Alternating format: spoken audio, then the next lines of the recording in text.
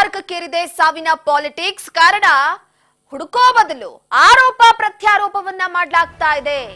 ಒಂದು ಅಸ್ತ್ರ ಸಿಕ್ಬಿಟ್ಟಿದೆ ಈಗ ವಿಪಕ್ಷದವರಿಗೆ, ಅದರಲ್ಲಿ ಸಾವಿನ ಪಾಲಿಟಿಕ್ಸ್ ನಡೀತಾ ಇದೆ. ಆದ್ರೆ ಇಲ್ಲಿ ಕಾರಣ ಹುಡುಕೋ ಬದಲು ಆರೋಪ ಪ್ರತ್ಯಾರೋಪಗಳು ತಾರಕಕ್ಕೇರ್ತಾ ಇದೆ. ಇವ್ರ ಮೇಲೆ ಅವರು, ಅವ್ರ ಮೇಲೆ ಇವರು, ಬರೀ ಆರೋಪಗಳನ್ನ ಮಾಡ್ಕೊಂಡು ಬರೋದೇ ಆಗಿದೆ ಈಗ.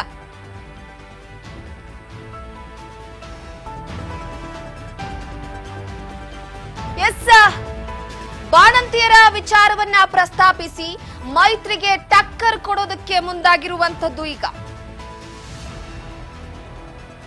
ಬಳ್ಳಾರಿ ಸಾವಿನ ಘಟನೆಯನ್ನ ಖಂಡಿಸಿ ಪ್ರತಿಭಟನೆಯನ್ನ ನಡೆಸೋದಕ್ಕೆ ಮುಂದಾಗ್ತಿರುವಂತದ್ದು.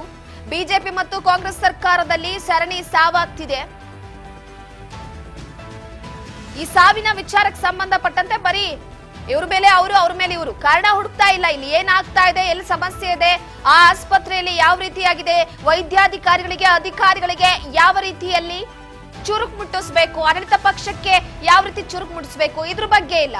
ಒಂದು ಆಡಳಿತ ಪಕ್ಷದವರು ವಿಪಕ್ಷದವರ ಮೇಲೆ ಗೂಬೆ ಕೂರಿಸ್ತಾರೆ, ವಿಪಕ್ಷದವರು ಆಡಳಿತ ಪಕ್ಷದವರ ಮೇಲೆ ಗೂಬೆ ಕೂರಿಸ್ತಾರೆ. ಬಾಣಂತಿಯರ ವಿಚಾರವನ್ನ ಪ್ರಸ್ತಾಪಿಸಿ ಮೈತ್ರಿ ಟಕ್ಕರನ್ನ ಕೊಡೋದಕ್ಕೆ ಶುರು ಮಾಡಿದೆ. ಸೊ ಎಲ್ಲೋ ಒಂದು ಕಡೆ ಸದ್ಯದ ಮಟ್ಟಿಗೆ ಬಳ್ಳಾರಿ ಸಾವಿನ ಘಟನೆಯನ್ನ ಖಂಡಿಸಿ ಪ್ರತಿಭಟನೆಯನ್ನ ನಡೆಸೋದಕ್ಕೆ ಮುಂದಾಗ್ತಿರುವಂತದ್ದು. ಬಳ್ಳಾರಿಯಲ್ಲಿ ಆದಂತಹ ಬಾಣಂತಿಯರ ಸಾವಿನ ವಿಚಾರಕ್ಕೆ ಸಂಬಂಧಪಟ್ಟಂತೆ ಬಿಜೆಪಿ ಮತ್ತು ಕಾಂಗ್ರೆಸ್ ಸರ್ಕಾರದಲ್ಲಿ ಈ ವಿಚಾರ ಸರಣಿ ಸಾವಿನ ವಿಚಾರವಾಗಿ ಸೊ ಎಲ್ಲೋ ಒಂದು ಕಡೆ ಬಾಣಂತಿಯರ ಮರಣ ಮೃದಂಗ ಇಲ್ಲಿ ಆಗಿರುವಂತದ್ದು. ಲಲಿತಮ್ಮ ಹೆರಿಗೆ ದಿನಾಂಕ ನವೆಂಬರ್ 1, ಮೃತಪಟ್ಟಂತಹ ದಿನಾಂಕ ನವೆಂಬರ್ 12. ಒಂದು ಹೇಳಬೇಕು ಅಂದ್ರೆ ಈಗ ಆ ಬಾಣಂತಿಯರ ಸಾವಿನ ವಿಚಾರಕ್ಕೆ ಸಂಬಂಧಪಟ್ಟಂತೆ ಅವರಿಗೆ ಹೆರಿಗೆ ಆಗಿದ್ದು ಯಾವಾಗ, ಹಾಗೆ ಮೃತಪಟ್ಟಿದ್ದಂಥದ್ದು ಯಾವಾಗ ಅನ್ನುವಂಥದ್ದನ್ನ ಕೂಡ ನಾವಿಲ್ಲಿ ಗಮನಿಸ್ತಾ ಹೋಗಬಹುದು. ಸೊ ಎಲ್ಲೋ ಒಂದು ಕಡೆ ಈ ವಿಚಾರವನ್ನ ಇಟ್ಕೊಂಡು ಆಡಳಿತ ಪಕ್ಷಕ್ಕೆ ಟಕ್ಕರ್ ಕೊಡೋದಕ್ಕೆ ಮುಂದಾಗ್ತಾ ಇರುವಂತದ್ದು. ಎಸ್, ಗಮನಿಸ್ತಾ ಇರಬಹುದು ಮೃತ ಬಾಣಂತಿಯರ ಅಂದ್ರೆ ಹೆರಿಗೆ ಆದ ದಿನಾಂಕ, ಮೃತಪಟ್ಟಂತಹ ದಿನಾಂಕವನ್ನ ಮೊದಲನೇದಾಗಿ ಲಲಿತಮ್ಮ ನವೆಂಬರ್ 1ನೇ ತಾರೀಕು ಹೆರಿಗೆ ಆಗುತ್ತೆ. ಮೃತಪಟ್ಟಂತಹ ದಿನಾಂಕ ನವೆಂಬರ್ 12. ರೋಜಮ್ಮ ಅಂತ ಹೆಸರಿರುತ್ತೆ. ಅವರು ನವೆಂಬರ್ 10ನೇ ತಾರೀಕು ಹೆರಿಗೆ ಆಗುತ್ತೆ. ಮೃತಪಟ್ಟಂತಹ ದಿನಾಂಕ ನವೆಂಬರ್ 13. ಹಾಗೆ ನಂದಿನಿ ಹೆರಿಗೆ ದಿನಾಂಕ ನವೆಂಬರ್ 12 ಆಗುತ್ತೆ. ಮೃತಪಟ್ಟಂತಹ ದಿನಾಂಕ ನವೆಂಬರ್ 12 ಅವತ್ತೇ. ಮುಸ್ಕಾನ್ ಹೆರಿಗೆ ದಿನಾಂಕ ನವೆಂಬರ್ 10, ಮೃತಪಟ್ಟಂತಹ ದಿನಾಂಕ ನವೆಂಬರ್ 13, 3 ದಿನಗಳ ಅಂತರ. ಸುಮಯ ಹೆರಿಗೆ ಆದಂತಹ ದಿನಾಂಕ ನವೆಂಬರ್ 1, ಮೃತಪಟ್ಟಂತಹ ದಿನಾಂಕ ಡಿಸೆಂಬರ್ 5. ಸೊ ಎಲ್ಲೋ ಒಂದು ಕಡೆ ಒಂದು ವಾರದಲ್ಲೇ ಸರಣಿ 5 ಜನರ ಬಾಣಂತಿಯರ ಸಾವಾಗುತ್ತೆ.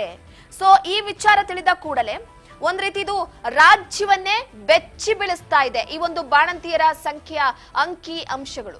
ಯಾಕಂದ್ರೆ 8 ತಿಂಗಳಲ್ಲಿ ಅಂದ್ರೆ ಈ ವರ್ಷನೇ ಇಟ್ಕೊಳ್ಳೋಣ, ಈ ಒಂದು ವರ್ಷ 2024ರಲ್ಲಿ ಜನವರಿಯಿಂದ ಡಿಸೆಂಬರ್ ವರೆಗೂ ಕೂಡ ಮೃತ ಬಾಣಂತಿಯರ ಸಂಖ್ಯೆಯನ್ನ ಕೇಳ್ಬಿಟ್ರೆ ಶಾಕ್ ಆಗ್ತೀರಾ ನೀವು. ಸೊ ಒಂದು ಅಷ್ಟು ಜನ ಬಾಣಂತಿಯರ ಸಾವಪ್ತಾ ಇದ್ರು ಕೂಡ ಇದ್ರ ಬಗ್ಗೆ ಗಮನ ಹರಿಸಿಲ್ಲ. ರಾಜ್ಯವನ್ನೇ ಬೆಚ್ಚಿ ಬೀಳಿಸ್ತಾ ಇದೆ ಬಾಣಂತಿಯರ ಸಂಖ್ಯೆ. ವರ್ಷದಲ್ಲಿ 3364 ಬಾಣಂತಿಯರ ಮರಣ ಮೃದಂಗ.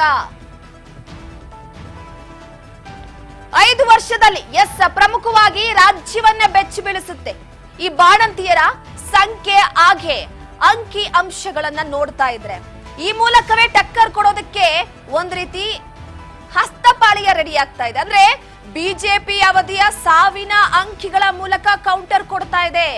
ಒಂದು ಕಾಂಗ್ರೆಸ್ ಸರ್ಕಾರ ಅಧಿಕಾರಕ್ಕೆ ಬಂದು ಹತ್ತತ್ರ 2 ವರ್ಷ ಆಗ್ತಿದೆ. ಈ 2 ವರ್ಷದಲ್ಲಿ ಬಾಣಂತಿಯರ ಸಂಖ್ಯೆ ಎಷ್ಟಿದೆ ಸಾವಿನ ಪ್ರಕರಣ ಅನ್ನುವಂಥದ್ದನ್ನ ಒಂದು ಕಡೆ ಬಿಜೆಪಿ ಟಕ್ಕರ್ ಕೊಡೋದಕ್ಕೆ ಮುಂದಾಗ್ತಿದ್ರೆ, ಹಸ್ತಪಾಳಿಯ ನಾನೇನು ಸುಮ್ನೆ ಇರಲ್ಲ, ಬಿಜೆಪಿ ಅವಧಿಯ ಸಾವಿನ ಅಂಕಿಗಳ ಮೂಲಕ ಕೌಂಟರ್ ಕೊಡೋದಕ್ಕೆ ಮುಂದಾಗ್ತಾ ಇರುವಂತದ್ದು. ಒಂದಲ್ಲ ಎರಡಲ್ಲ, 5 ವರ್ಷದಲ್ಲಿ ಸರಣಿ ಸಾವಾಗಿದೆ. ಬಿಜೆಪಿ ಸರ್ಕಾರ ಅಧಿಕಾರದಲ್ಲಿದ್ದಂತಹ ಸಂದರ್ಭದಲ್ಲೂ ಕೂಡ ಇದೇ ರೀತಿಯಾದಂತಹ ಪ್ರಕರಣ ನಡೆದಿದೆ. 5 ವರ್ಷದಲ್ಲಿ 3364 ಬಾಣಂತಿಯರ ಮರಣ ಮೃದಂಗ ಆಗಿದೆ. ಇದ್ರ ಬಗ್ಗೆ ಗಮನ ಹರಿಸಿಲ್ಲ. ಆದ್ರೆ ಈಗ ಮರಣ ಮೃದಂಗದ ವಿಚಾರಕ್ಕೆ ಸಂಬಂಧಪಟ್ಟಂತೆ ಸಾಮಾನ್ಯ ನಾವು 3364 ಜನ ಬಾಣಂತಿ ಮಹಿಳೆಯರು ಸಾವನ್ನಪ್ಪಿದ್ದಾರೆ ಅಂತಂದ್ರೆ ಇದು ಅಷ್ಟೊಂದು ಗಂಭೀರವಲ್ಲದಂತಹ ಪ್ರಕರಣ ಆಗಿದ್ರೆ ಸರ್ಕಾರ ಏನ್ ಮಾಡ್ತಾ ಇತ್ತು? ಈಗ ಕಾಂಗ್ರೆಸ್ ಸರ್ಕಾರ ಅಧಿಕಾರದಲ್ಲಿದೆ ಅಂತ ಹೇಳ್ಬಿಟ್ಟು ಒಂದು ಕಡೆ ಬಿಜೆಪಿ ನಾಯಕರು ಕಾಂಗ್ರೆಸ್ ಸರ್ಕಾರವನ್ನ ಕಟ್ಟ ಹಾಕಬೇಕು ಅಂತ ಆಸ್ಪತ್ರೆಗಳಿಗೆ ಹೋಗ್ತಾರೆ, ವಿಸಿಟ್ ಕೊಡ್ತಾರೆ.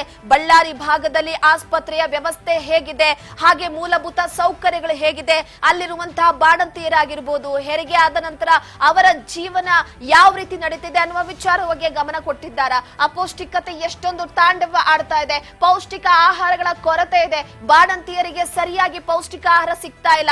ಸಾವನ್ನಪ್ಪಿರುವಂತವರೆಲ್ಲರೂ ಕೂಡ 30 ವರ್ಷದ ಒಳಗಿರುವಂತಹ ಮಹಿಳೆಯರೇ, 25, 20, 21 ಈ ರೀತಿಯಾಗಿ ಅವರ ವಯಸ್ಸೇನು 30 ದಾಟಿಲ್ಲ. ಆದ್ರೆ ಪ್ರಮುಖವಾಗಿ ಸಾವಿಗೆ ನಿಖರ ಕಾರಣ ಏನು ಅನ್ನುವಂಥದ್ದನ್ನ ಪರಿಶೀಲನೆ ಮಾಡೋದು ಬಿಟ್ಟು ಕಾಂಗ್ರೆಸ್ ಸರ್ಕಾರವೇ ಇದಕ್ಕೆ ಕಾರಣ, ಕಾಂಗ್ರೆಸ್ ಸರ್ಕಾರದಿಂದನೇ ಇಷ್ಟೆಲ್ಲ ಆಗ್ತಾ ಇದೆ, ಏನ್ ಮಾಡ್ತಾ ಇದೆ, ಮಹಿಳಾ ಮತ್ತು ಮಕ್ಕಳ ಕಲ್ಯಾಣ ಸಚಿವೆ ಏನ್ ಮಾಡ್ತಿದ್ದಾರೆ ಅಂತ ಪ್ರಶ್ನೆ ಮಾಡ್ತಿದ್ದಾರೆ. ಅಫ್ಕೋರ್ಸ್ ಅಧಿಕಾರದಲ್ಲಿ ಯಾವ ಪಕ್ಷ ಇರುತ್ತೋ ಅದನ್ನ ಹಿಂಡಿ ಹಿಪ್ಪೆ ಮಾಡುವಂತದ್ದು ವಿಪಕ್ಷದವರ ಕರ್ತವ್ಯ.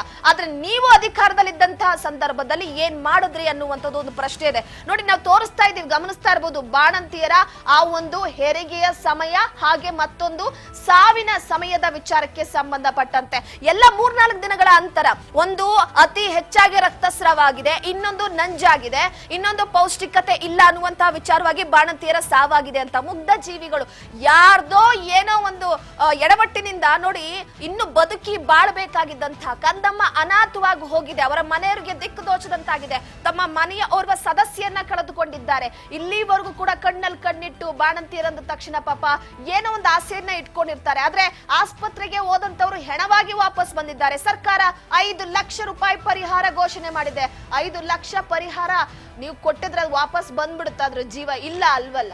ಸೊ ಎಲ್ಲೋ ಒಂದು ಕಡೆ ಅಧಿಕಾರದಲ್ಲಿರುವಂತಹ ಕಾಂಗ್ರೆಸ್ ಸರ್ಕಾರ ಇದ್ರ ಬಗ್ಗೆ ನಾವು ಗಮನ ಹರಿಸ್ತೀವಿ, ಗಮನ ಹರಿಸ್ಬಿಟ್ಟು ಇದ್ರ ಬಗ್ಗೆ ಮಾಹಿತಿಯನ್ನ ತೆಗೆದುಕೊಳ್ತೀವಿ ಅಂತ ಹೇಳ್ಬಿಟ್ಟು, ಹೌದು ಈಗ ಸತ್ತವರ ಮನೆಗೆ ನೀವು 5 ಲಕ್ಷ ಕೊಡ್ತೀರಾ, ಆದ್ರೆ ತಮ್ಮ ಮನೆಯ ಓರ್ವ ಸದಸ್ಯನ ಕಳೆದುಕೊಂಡಿದ್ದಾರೆ, ಮಗು ಅನಾಥವಾಗಿದೆ. ಅದರ ಜೊತೆಗೆ ವಿಮ್ಸ್ ಆಸ್ಪತ್ರೆಯ ಕರ್ಮಕಾಂಡವನ್ನ ಪ್ರತಿ ಬಾರಿ ತೋರಿಸ್ತಾ ಇರ್ತೀವಿ. ಬಳ್ಳಾರಿಯಲ್ಲಿರುವಂತಹ ಈ ಆಸ್ಪತ್ರೆಯ ಕರ್ಮಕಾಂಡ ಇದು ಹೊಸದಲ್ಲ.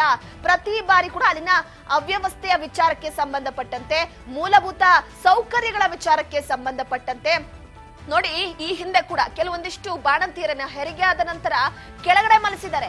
ಆ ವಿಚಾರವಾಗಿ ಕೂಡ ಸುದ್ದಿಯನ್ನ ಬಿತ್ತರಿಸಿದೀವಿ ನಾವು 1-2 ವರ್ಷದ ಹಿಂದೆ ಕೂಡ ಇದೇ ವಿಚಾರವಾಗಿ.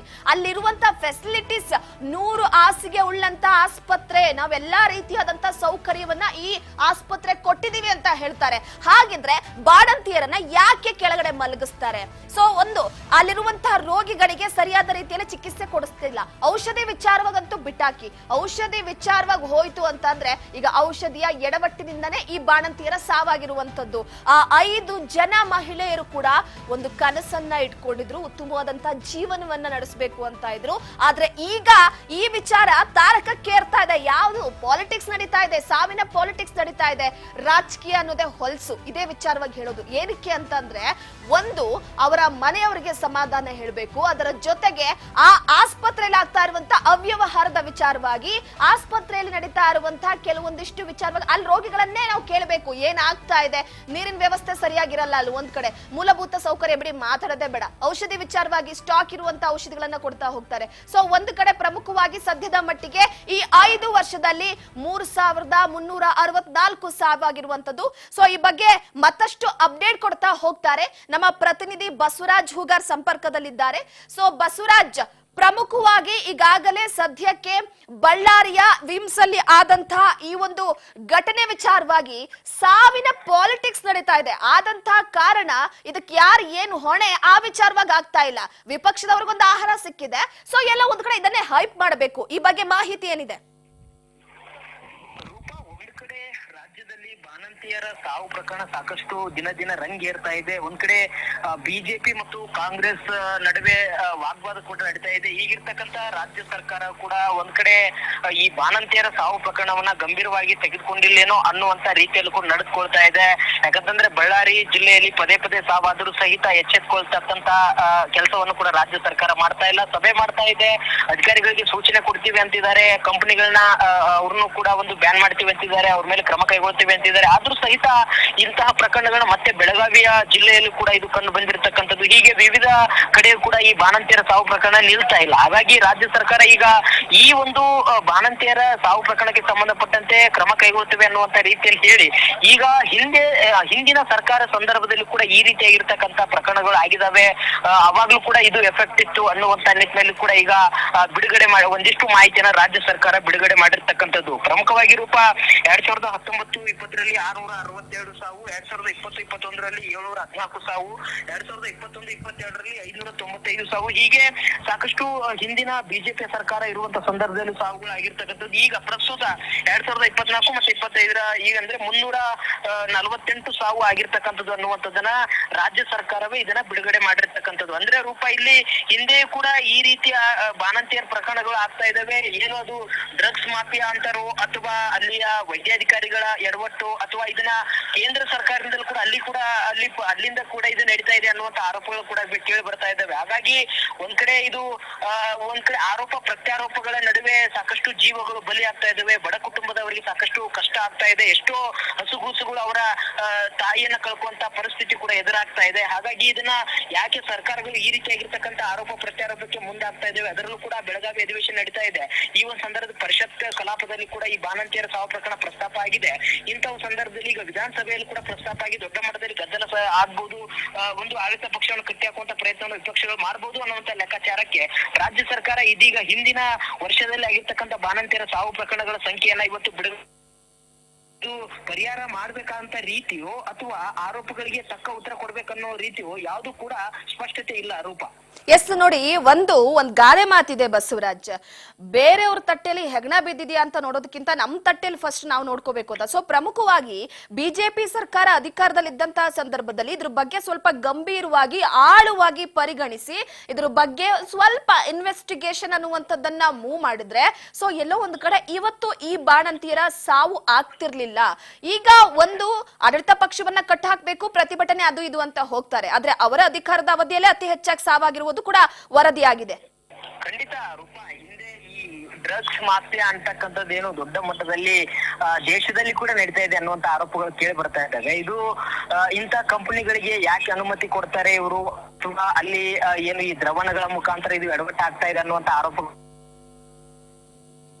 ಬಿಡುಗಡೆ ಮಾಡಿರ್ತಕ್ಕಂಥ ಅಂಕಿಅಂಶಗಳು ನೋಡ್ತಾ ಹೋದ್ರೆ ಇಂದಿನ ಅವಧಿಯಲ್ಲಿ ಅಂದ್ರೆ ಬಿಜೆಪಿ ಸರ್ಕಾರದ ಅವಧಿಯಲ್ಲಿ ಹೆಚ್ಚು ಒಂದು ಸಾವು ಆಗಿರ್ತಕ್ಕಂಥದ್ದು ಇಲ್ಲಿ ಉಲ್ಲೇಖ ಆಗಿರ್ತಕ್ಕಂಥದ್ದು. ಹಾಗಾಗಿ ಆ ಒಂದು ಸಂದರ್ಭದಲ್ಲೇ ಯಾಕೆ ಹಿಂದಿನ ಬಿಜೆಪಿ ಸರ್ಕಾರ ಎಚ್ಚೆತ್ಕೊಳ್ಳಿಲ್ಲ, ಈ ಬಗ್ಗೆ ಯಾಕೆ ಧ್ವನಿ ಎತ್ತಿ ಒಂದ್ ಕಡೆ ಅಧಿಕಾರಿಗಳ ಎಡವಟ್ಟು ಅಥವಾ ಕಂಪನಿಗಳ ಎಡವಟ್ಟು ಯಾವ ರೀತಿಯಾಗಿ ಅಥವಾ ಜಿಲ್ಲಾಡಳಿತದ ಏನಾದ್ರೂ ಇಲ್ಲಿ ಲೋಪದೋಷ ಇದೆ, ಇದನ್ನೆಲ್ಲವನ್ನು ಕೂಡ ಪರಿಗಣಿಸಿ ಇದನ್ನ ಸೂಕ್ತವಾಗಿರ್ತಕ್ಕಂಥ ತನಿಖೆಯನ್ನ ಅವಾಗಲೇ ಮಾಡಿದ್ರೆ ಇದು ಇಲ್ಲಿಗೆ ಬಂದು ನಿಲ್ತಾ ಇರ್ಲಿಲ್ವೇನೋ, ಇಷ್ಟೊಂದು ಸಾವು ಆಗ್ತಾ ಇರ್ಲಿಲ್ವೇನೋ ಅನ್ನುವಂಥದ್ದು ಕೂಡ ಒಂದಿಷ್ಟು ಇರುವಂತ ಮಾಹಿತಿ. ಆದ್ರೆ ಇಲ್ಲಿ ಇನ್ನೊಂದು ಕಡೆ ಈಗ ಹಿಂದಿನ ಸರ್ಕಾರಗಳ ಸಂದರ್ಭದಲ್ಲಿ ಕೂಡ ಆಗಿದೆ, ಸಾವು ನೋವುಗಳು ಆಗಿದಾವೆ ಅನ್ನುವಂಥದ್ದು. ಆದ್ರೆ ಈಗ ಜನರು ಕೂಡ ಸರ್ಕಾರವನ್ನ ಬದಲಿ ಮಾಡಿದ್ದಾರೆ. ಇವ್ರು ತಪ್ಪು ಮಾಡಿದಾರೆ ಅಂತೇಳಿ ಜನರು ಇವ್ರನ್ನ ಬದಲಿ ಮಾಡಿರಬಹುದು ಅಂತಲೂ ನಾವು ತಿಳ್ಕೋಬಹುದು. ಹಾಗಾಗಿ ಈಗ ಬಂದಿರತಕ್ಕಂತ ರಾಜ್ಯ ಸರ್ಕಾರ ಹಿಂದೆ ಇಷ್ಟ ಆಗಿದಾವೆ, ಈಗೇನ್ ನಮ್ಮೇನ್ ಜಾಸ್ತಿ ಅಲ್ಲ ಅನ್ನುವಂತ ಉತ್ತರವು ಕೂಡ ಇದು ಒಂದ್ ಕಡೆ ಸರಿಯಾದ ನಡೆ ಕೂಡ ಅಲ್ಲ. ಹಾಗಾಗಿ ರಾಜ್ಯ ಸರ್ಕಾರ ಹಿಂದೆ ಯಾವ ರೀತಿಯಾಗಿ ಬಿಜೆಪಿ ಸರ್ಕಾರ ನಡ್ಕೊಳ್ತೋ ಅದು ಬೇರೆ ವಿಚಾರ. ಆದ್ರೆ ಇದನ್ನ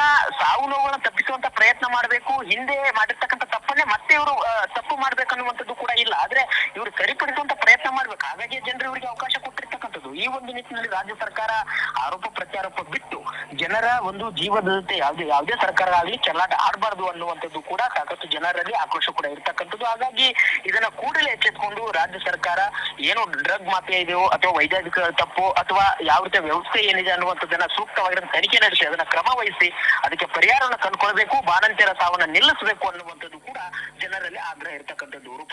ಓಕೆ, ಥ್ಯಾಂಕ್ ಯು ಬಸವರಾಜ್ ನಿಮ್ಮೆಲ್ಲ ಮಾಹಿತಿಗಾಗಿ. ಎಸ್, ಪ್ರಮುಖವಾಗಿ ನೋಡಿ, ಒಂದು ಕಡೆ ಸದ್ಯದ ಮಟ್ಟಿಗೆ ಈಗಾಗಲೇ ಬಾಣಂತಿಯರ ಸಾವಿನ ಪ್ರಕರಣಕ್ಕೆ ಸಂಬಂಧಪಟ್ಟಂತೆ 5 ವರ್ಷದಲ್ಲಿ 3364 ಸಾವಾಗಿದೆ. 2022ರಿಂದ 23ವರೆಗೂ ಕೂಡ ಅಂದ್ರೆ ಬಿಜೆಪಿ ಸರ್ಕಾರ ಅಧಿಕಾರದಿಂದ ಇಲ್ಲಿವರೆಗೂ ಕೂಡ ನೋಡಿ 2023 24ವರೆಗೂ 518 ಸಾವಾಗಿದೆ ಒಂದು ವರ್ಷಕ್ಕೆ. ಆ 24ರಿಂದ ಬಿಟ್ಟ ಹಾಕೋಣ ಈ ಕಡೆ ಸೈಡಿಗೆ, ಅದನ್ನ ಅಂದಾಜಾಗಿ ನೋಡೋದಾದ್ರೆ 2024ರಿಂದ 25 ಈ ವರ್ಷ 2024 ಜನವರಿಯಿಂದ ಡಿಸೆಂಬರ್ ವರೆಗೂ 348 ಸಾವಿನ ಪ್ರಕರಣ ಆಗಿದೆ ಬಾಣಂತಿಯರು. ಇದಕ್ಕೆಲ್ಲ ಯಾರು ಹೊಣೆನೋ ಗೊತ್ತಿಲ್ಲ. 2019ರಿಂದ 20ವರೆಗೂ 662 ಸಾವು ಪ್ರಕರಣ ಆಗಿರುವಂತದ್ದು. ಸೊ ಎಲ್ಲೋ ಒಂದು ಕಡೆ ಈ ವಿಚಾರಕ್ಕೆ ಸಂಬಂಧಪಟ್ಟಂತೆ ಒಂದು ಯಾರ ಮೇಲೆ ಹೊಣೆ ಹೊರಿಸ್ತಾರೋ ಗೊತ್ತಿಲ್ಲ.